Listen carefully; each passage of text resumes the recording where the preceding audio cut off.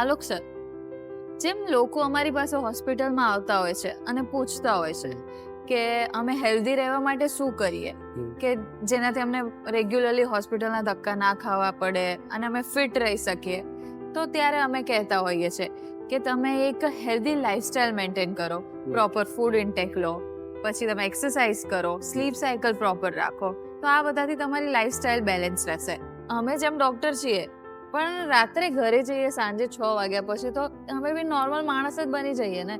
તો અમે જેમ હેલ્થ એડવાઇસ આપતા હોઈએ છીએ એમ તમે બી એઝ અ ફિનાન્સ માટે અમારા માટે એક ડૉક્ટર જેવા જ છો, તો તમે અમને એવી રીતે કંઈક ગાઈડ કરો કે અમારે એવું શું કરવું જોઈએ કે અમે અમારા ફાઇનાન્શિયલ બેલેન્સ માટે અમારી ફેમિલીને કોઈ ટેન્શન ના રહે. રાત્રે 6 વાગ્યા પછી તમે કહો ને કે પ્રોપર ટાઈમ સ્પેન્ડ કરી શકીએ ફેમિલી સાથે, કેવી રીતે રિલેક્સ ટાઈમ સ્પેન્ડ કરી શકીએ, તો એ ચિંતા અમારી દૂર થાય એના માટે હવે તમે અમને ગાઈડ કરો.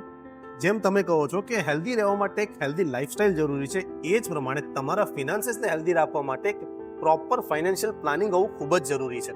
પણ લોકોને એવું લાગે કે લાઈફ તો સેટ છે, તો પ્લાનિંગની આમાં જરૂર શું?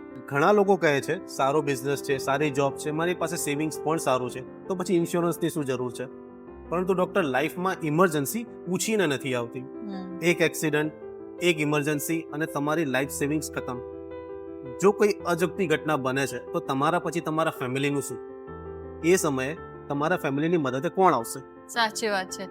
એક જ ઇવેન્ટથી આખી લાઈફ સિચ્યુએશન ચેન્જ થઈ જતી હોય છે. બિલકુલ ડોક્ટર, આવી સિચ્યુએશનમાં શું કામમાં આવે છે? તમારું પ્રોપર ફાઇનાન્શિયલ પ્લાનિંગ અને તમારું પ્રોપર લાઈફ ઇન્સ્યોરન્સ કવર, તે તમને હેલ્પ કરે છે એવી સિચ્યુએશન્સને હેન્ડલ કરવામાં એઝ વેલ એઝ તમારા સેવિંગ્સને બચાવવામાં. સિમ્પલ લાઈનમાં કહીએ તો પ્લાનિંગ હશે તો પ્રોબ્લેમ્સ મેનેજેબલ રહેશે. એટલે એવું થયું કે હેલ્થ માટે ડોક્ટર અને ફિનાન્સ માટે પ્લાનિંગ બંને જરૂરી છે એમ? એક્ઝેક્ટલી ડોક્ટર, તમારી હેલ્થને પણ પ્રોટેક્શન જોઈએ અને તમારા રૂપિયાને પણ પ્રોટેક્શન જોઈએ, અને જો બંને હોય તો લાઈફ ટેન્શન ફ્રી.